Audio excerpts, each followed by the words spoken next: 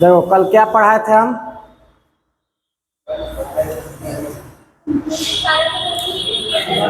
क्या क्या चीज पढ़ाए थे? टॉपिक बताओ ना।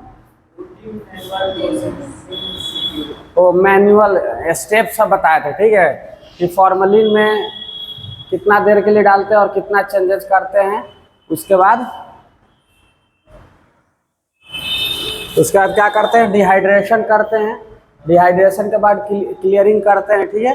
तो ये सब का टाइम और चेंजेस बताए थे। और चेंजेस क्यों करते हैं? क्योंकि एक समय पर आने के बाद सेचुरेशन हो जाता है। सेचुरेशन का मतलब क्या होता है कि एक ऐसा समय आ जाएगा जब ना टिश्यू में से पानी निकलेगा या जो भी मटेरियल है उसमें से इधर नहीं जाएगा, इधर से इधर नहीं जाएगा, ठीक है ना। तो रखने से 10 घंटा भी रख देगा कोई फायदा नहीं है, ठीक है। तो इसलिए क्या होता है? चेंजमेंट करना पड़ता है। अब है आगे चलकर क्या चीज? इम्बेडिंग। क्या है? इम्बेडिंग। हम किसके बारे में पढ़ना है? इम्बेडिंग के बारे में। इम्बेडिंग तुम लोग क्या बताए थे हम? बताओ। अब सब कुछ हो गया था। बताए थे कि इम्बेडिंग में क्या होता है कि ब्लॉक बनता है। क्या बनता है? ब्लॉक। ब्लॉक क्यों बनाते हैं? कि कटिंग करना है, ठीक है। अब बोलेगा कि टिश्यू को ही काट देते, लेकिन टिश्यू क्या होता है एक्चुअली में? बहुत छोटा होता है ना। 3 से 5 है ना mm का काटते थे। अब इतना छोटा को हम काटेंगे, ठीक है। और टिश्यू क्या है? बहुत सारा स्टेप से गुजरा हुआ है। हो सकता है थोड़ा सा भी ब्रिटल होगा, हार्ड होगा, तो क्या होगा? कटेगा नहीं, क्या होगा? टूट जाएगा, ठीक है ना। काटने से क्या होता है कि हमको जो सेक्शन, जैसे मानो कि सलाद जैसे काटता है, एक सलाद को बढ़िया चाकू से कट करो, ठीक है। और एक क्या करो कि खीरा को तोड़ दो। अंतर है कि नहीं? उसमें क्या होगा कि जो हमको स्लाइस काट रहे हैं पूरा बढ़िया से कटेगा एक एक, ठीक है ना। और इसमें तोड़ेगा तो क्या होगा? इरेगुलर बाउंड्रीज, ठीक है ना। तो फिर माइक्रोस्कोपी में क्या होगा? बहुत दिक्कत होता है पढ़ने में, ठीक है। तो इसलिए हमको क्या करना है कि उसको स्लाइस काटना नहीं होता है कि जैसे हम चाह रहे हैं एक एक पोर्शन को क्या करेंगे? काटते चले जाएंगे। और वहीं मानो कि हम जस्ट तोड़ेंगे, इसको क्या करेंगे? तोड़ेंगे। तोड़ने पर क्या होता है कि ब्लंट इंड टूटेगा, ठीक है। ब्लंट इंड टूटेगा तो फिर हमको माइक्रोस्कोपी स्टडी में क्या होगा? बहुत दिक्कत होगा, ठीक है। तो ये समझ में आया। इसीलिए क्या करेंगे? इम्बेडिंग करेंगे। इम्बेडिंग से क्या होता है कि जो भी टिश्यू है इसको एक पैराफिन वैक्स में रखेंगे तो इसको स्ट्रेंथ मिल जाएगा, ठीक है। उसके बाद आसानी से इसको ऐसे ऐसे काटते चले जाएंगे। और उसके बाद रिबन टाइप का ये भी कटते रहेगा। देख रहा है? कट रहा है ना ये सब। और उसके बाद क्या करेंगे? दिखाए थे तुम लोग को, वाटर बाथ में रखते हैं वो वाला जो गुनगुना रहता है। उसके बाद क्या करते हैं? स्लाइड पे उठा लेते हैं, ठीक है। तो ये नेक्स्ट स्टेप में बताएंगे कैसे क्या होता है कटिंग वगैरह, ठीक है। तो वहीं लिख रहे हैं कि इम्बेडिंग क्या है? एक ऐसा मेथड है जिसमें जो भी इम्प्रिगमेंटेड टिश्यू है, इन्फिल्ट्रेशन इम्प्रिगमेशन हो रहा था, वैक्स में रख रहे थे, उसके बाद क्या करते हैं? इम्बेडिंग करते हैं ना। तो क्या होता है कि जो इम्प्रिगमेंटेड टिश्यू है, मतलब ये प्रोसेस कंप्लीट होगा इम्प्रिगमेंटेड वाला, उसके बाद उसको क्या करते हैं? वार्म लिक्विड पैराफिन वैक्स, बताए थे, गरम पैराफिन वैक्स कर उसको क्या करते हैं? टिश्यू के ऊपर डाल देते हैं, ठीक है। And is solidified. इसको क्या किया जाता है? फिर ठंडा किया जाता है और सॉलिड बनाया जाता है to make its moulds and cast. Moulds और कास्ट क्या होता है? किसी भी बर्तन में, ठीक है ना, कोई ऐसा चीज को डालकर उसका आकार ले ले, ठीक है।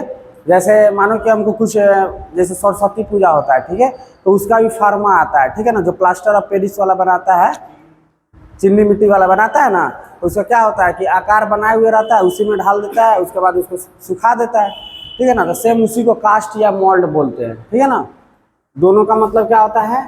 सेम होता है। जैसे बहुत सारा चीज़ बनता है, जैसे एल्बेस्टर हुआ, एल्बेस्टर भी सेम वैसा ही बनता है। ये दीवार का ये क्या नाम है? वेंटिलेटर जो बोला जाता है, रहता है ना एयर एरेशन के लिए, वो भी क्या होता है? उस वैसा ही एक फार्मा बनाया जाता है। उसमें क्या होता है? सीमेंट और वो क्या नाम है, पतला पतला लोहा वाला डाल दिया जाता है। उसके बाद क्या होता है? सुखा दिया जाता है, ठीक है ना। तो वैसा ही इसमें क्या करेंगे कि ये मानो कि हम बताए थे कि ये दिखाए थे ना तुम लोग को, कॉपर का बना हुआ था, एल शेप्ड ब्लॉक था। इसी में क्या करते हैं? पैराफिन डालकर और टिश्यू क्या करते हैं? सेंटर में प्लेस कर देते हैं। 2-4-5 मिनट में इसको हटा लेते हैं। उसके बाद क्या करते हैं? फ्रीज में सबको रख देते हैं, रेफ्रिजरेटर में, ठीक है। अब किसके लिए करते हैं? For microtomy. माइक्रोटोमी मतलब बताए थे, माइक्रोटोम जो मशीन था उससे काटना को ही क्या बोलते हैं? माइक्रोटोमी, ठीक है। जैसे माइक्रोस्कोपी होता है, तो माइक्रोस्कोप में देखना, स्टडी करना, तो माइक्रोस्कोपी। तो ऐसा ही क्या हो गया? माइक्रोटोमी। समझ में आया ये?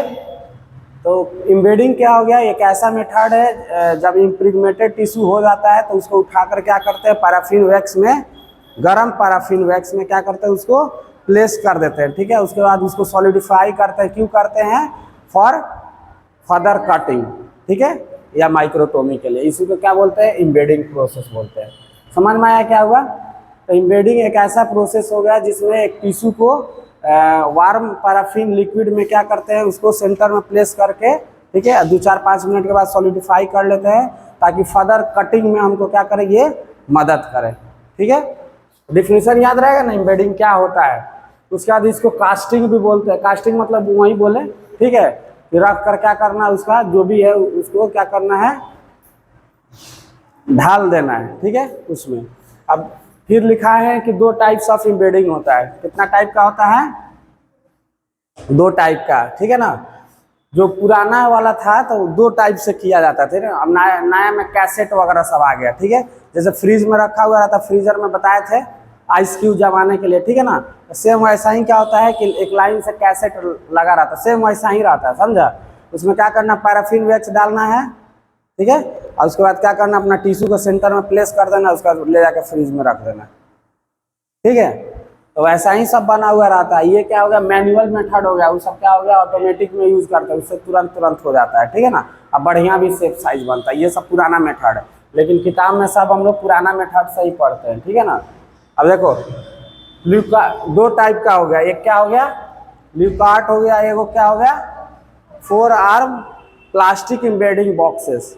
ठीक है ना, ल्यूकार्ट एल ब्लॉक क्या है, ल्यूकार्ट एल ब्लॉक। ल्यूकार्ट साइंटिस्ट का नाम था, उसने खोज किया, ऐसे प्रोसेस किया था।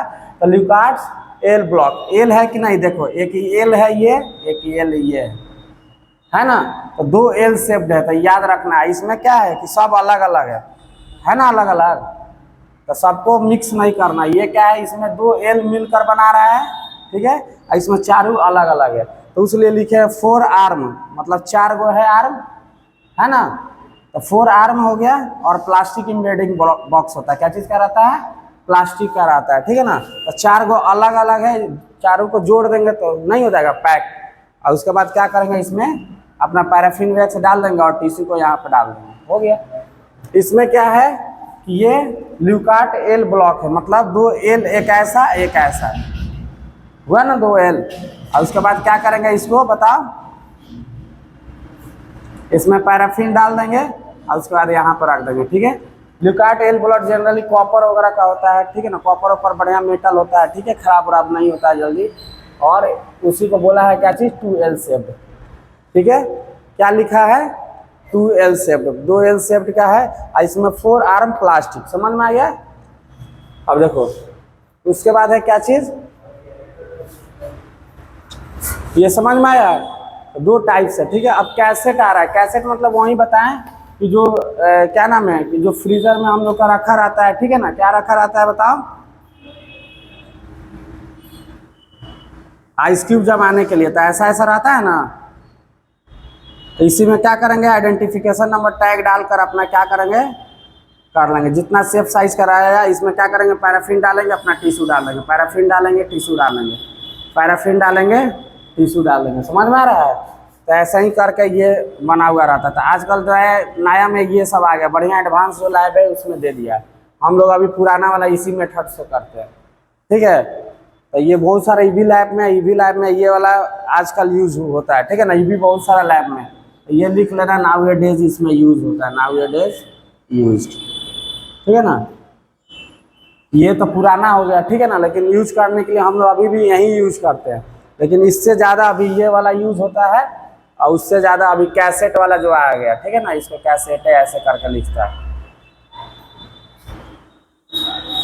उसके बाद अब क्या चीज़, मेथड्स ऑफ इम्बेडिंग। इम्बेडिंग करने का क्या क्या मेथड है, ठीक है ना, क्या क्या स्टेप है, प्रोसीड्योर क्या क्या है। ठीक है, तो सबसे पहले बताए थे कि जब इन्फिल्ट्रेशन इम्प्रिग्नेशन सब होता है, या फिल्टर क्या है, फिक्सेशन होता है, डिहाइड्रेशन होता है, तो हम क्या बताए थे कि टिश्यू को क्या करते हैं, आईडी में रैप कर देते हैं। ठीक है, उसके बाद उसको डालते हैं, नहीं तो पता ही नहीं चलेगा कौन सा टिश्यू है। आइडेंटिफिकेशन नंबर इसका पता चलेगा, क्योंकि सब तो 2 से 5 mm के आसपास कटा हुआ रहता है। ठीक है, तो ये हमको पता नहीं चलेगा।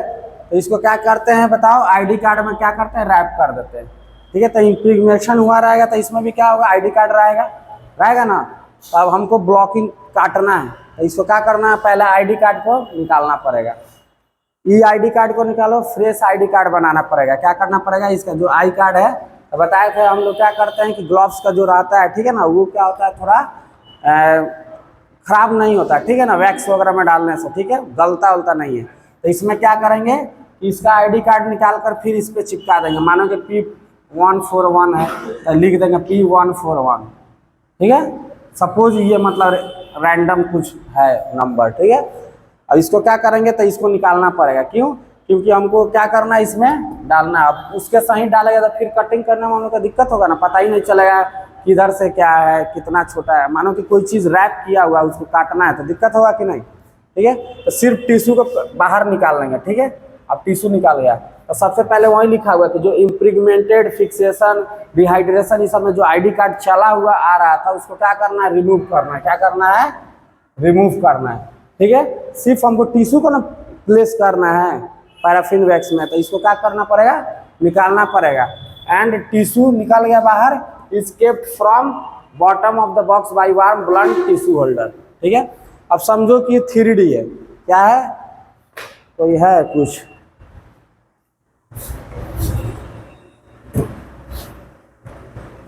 गिरना नहीं है, ठीक है। मानो कि ये एल शेप्ड का है, ठीक है, तो ऐसा ही रहेगा, ठीक है ना। तो इसमें क्या करते हैं, पैराफिन डालेंगे, ठीक है ना।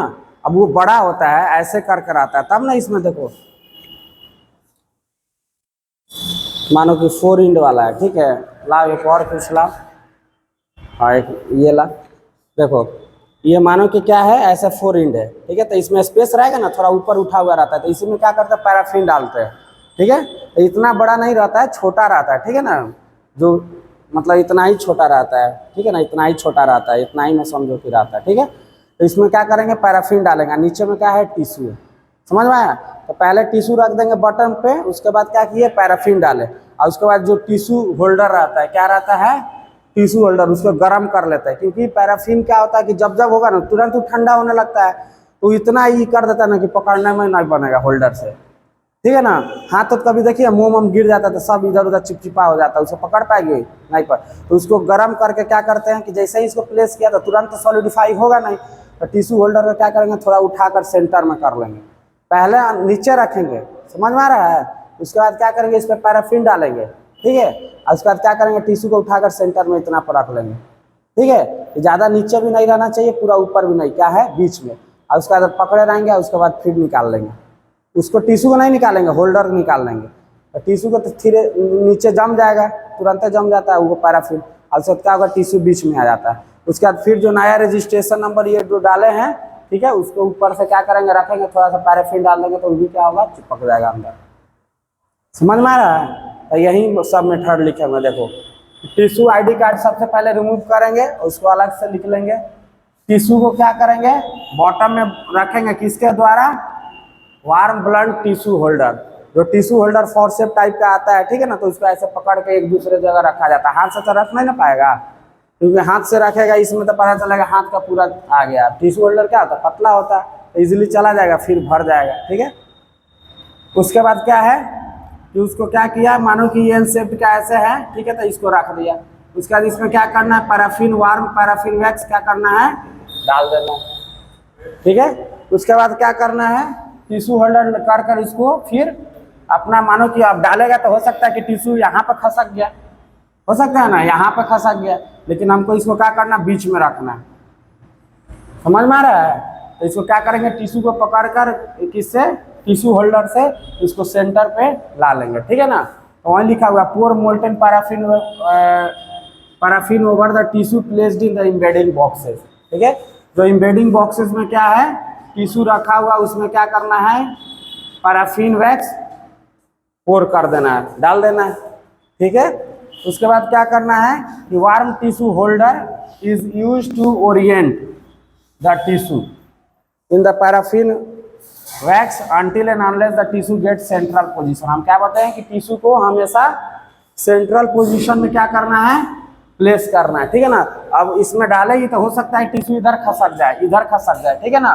तो जब तक उस सेंटर में ना आ जाए तब तक टिश्यू होल्डर से हमको उसको क्या करना, पकड़ कर रखना है। अब जब लगेगा कि नहीं फिक्स होने लगा तो तुरंत निकाल लेंगे, क्योंकि सॉलिडिफाई हो रहा है ना, तो फिर वहाँ पर गैप भर जाएगा, नहीं निकालेगी तो, ठीक है। तो वहीं लिखा हुआ warm the tissue holder until, अब टिश्यू होल्डर को वार्म करके लगाना है, ठीक है ना, ताकि गर्म रहेगा तो इजिली निकल जाएगा, नहीं तो क्या होगा उस पर चिपक जाएगा मोम, ठीक है ना। निकालेगी तो फिर उतना स्पेस क्रिएट हो जाएगा, समझ रही है बात। तो वही है warm tissue holder use to orient. Orient मतलब क्या होता है कि इधर उधर खसका हुआ तो उसको क्या करना है, एक जगह पोजीशन पर ला देना है। कौन पोजीशन पे, सेंट्रल पोजीशन पर। सेंट्रल पोजीशन पे क्यों लाना है, क्योंकि हमको कटिंग करना है, तो एक साइड से बढ़िया से काटेंगे, ठीक है ना। तो एक साइड रहेगा तो कटिंग करते करते पता चलेगा एक ही कटिंग में सब टिश्यू खत्म, ठीक है ना, तो डस्ट वगैरह से भर जाएगा, दिक्कत होगा। आईडी टैग अब हो गया सेंट्रल पोजीशन पे, तो अब इसको 1-2 मिनट के लिए छोड़ देंगे ना, तो उसी समय अभी हल्का हल्का गर्म ही रहेगा ना। अब देखना कभी भी मोल्टेन वैक्स सबको पोर करेगी ना, तो जैसे ही डालेगी तो नीचे वाला क्या होता है, सब सूखने लगता है, सूखना मतलब सॉलिडिफाई होने लगता है, और ऊपर वाला क्या होता है कि थोड़ा सा धीरे धीरे सॉलिडिफाई होता है, ठीक है ना। तो उसके बाद क्या करते हैं, उसी का यूज करके हम क्या करते हैं, यहाँ पे एक आईडी कार्ड प्लेस कर देंगे, ठीक है ना, जो ये लिखे है। और उसके बाद अगर मानो कि कहीं कहीं गैप छूट गया, ठीक है ना, तो उस पर से फिर पोर कर देंगे, ठीक है ना, थोड़ा सा पैराफिन, ताकि क्या होगा ये पूरा जो रेक्टेंगुलर शेप में है, ठीक है ना, वो मेंटेन हो जाए, ठीक है ना। हो सकता है कि मतलब डाले तो इधर से भी बह जाता है, कभी कभी इधर से भी बह जाता है, ठीक है ना। तो फिर देख लेंगे कि कहीं गड्ढा वड्ढा हो गया तो फिर थोड़ा सा पोर कर देंगे, तो क्या होगा बढ़िया से सब हो जाएगा, ठीक है ना, रेक्टेंगुलर शेप का बन जाएगा। तुम लोग को दिखाए थे ब्लॉक, ठीक है ना। आईडी कार्ड कैसे उस पर चिपका हुआ रहता है वो भी दिखाए थे, तो वही सब है। ID card is again given, ठीक है ना, आईडी कार्ड फिर से जो रहता है उसको दे देते हैं। And small volume of paraffin wax is poured over, उस पर से क्या करते हैं, स्मॉल वॉल्यूम ऑफ पैराफिन डाल देते हैं, ताकि ये बढ़िया से थोड़ा चिपक जाए, हल्का ही सा डालते हैं सिर्फ, मतलब उसको फिक्स कर दे, ठीक है। एंड आफ्टर कूलिंग, जैसे ही ठंडा हो जाता है, ठीक है ना, अब मानो तुरंत डाली, अभी क्या है गर्म है, तो उसको हटाएगी तो क्या होगा, सब बिखर जाएगा इधर उधर। जैसे ही 2, 4, 5, 10 मिनट में क्या होगा, थोड़ा कूल हो जाएगा, ठंडा थोड़ा सा लगेगा सॉलिडिफाई हो गया, तो इसको क्या करेंगे, एल शेप वाला ब्लॉक पर दोनों को साइड कर लेंगे, समझ में आ रहा है। और उसके बाद ब्लॉक होगा, ऐसे करके निकल जाएगा हम लोग का आराम से टिश्यू वाला।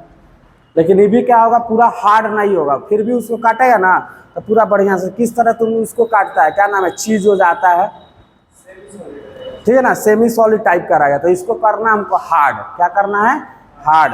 तो इसको क्या करेंगे, उठा के रेफ्रिजरेटर में रख देंगे, ठीक है ना, 2, 4, 5 घंटा के लिए फ्रीजर में, तो पूरा क्या होगा, हार्ड बन जाएगा, समझ में आ रहा है। और हार्ड बन जाएगा तो उसके बाद क्या होगा, हमको मजा आएगा कटिंग करने में, जो भी हमको सेक्शन काटना है इजिली हम लोग ऐसे काट लेंगे, ठीक है ना। और सेमी सॉलिड रहेगा तो पता चलेगा, काटेगा तो बढ़िया से कटेगा नहीं, ठीक है ना। जैसे मानो मक्खन, या मक्खन बोलते हैं, क्या आता है, हाँ चीज़ वगैरह काटती है, ठीक है ना, या मानो कि यही काटती है, पनीर है, ठीक है ना, बढ़िया से पूरा सॉलिड नहीं है, नॉर्मल रहता है, सेमी सॉलिड, देखती है काटती है तो इधर उधर थोड़ा टूटता भी है, टूटता है ना, तो वो सब इसमें प्रॉब्लम फेस होगा अगर बढ़िया से हार्ड नहीं की। इसलिए क्या होता है, रेफ्रिजरेटर में इसको प्लेस किया जाता है। अब ये रेफ्रिजरेटर में से निकालेंगे, उसके बाद माइक्रोटोमी करेंगे। तो माइक्रोटोमी कैसे करेंगे, तो जिधर आईडी है ना, इधर आईडी ऊपर वाला, तो इधर से नहीं काटेंगे, क्या करेंगे, नीचे वाला साइड से काटेंगे, ताकि ये रहे फॉर फर्दर आइडेंटिफिकेशन के लिए, ठीक है ना। तो ये होगा, तो अब आगे बताएंगे, कल पढ़ाएंगे क्या चीज़, हम माइक्रोटोमी काटते कैसे, ठीक है। अब तो रेफ्रिजरेटर में रख दिए, 4-5 घंटा में कल तक क्या होगा, सॉलिड हो जाएगा, तो कल फिर काटेंगे इसको हम लोग, ठीक है ना, ठीक है। तो इसको पढ़ लेना, लिख लेना, ठीक है ना, चलो।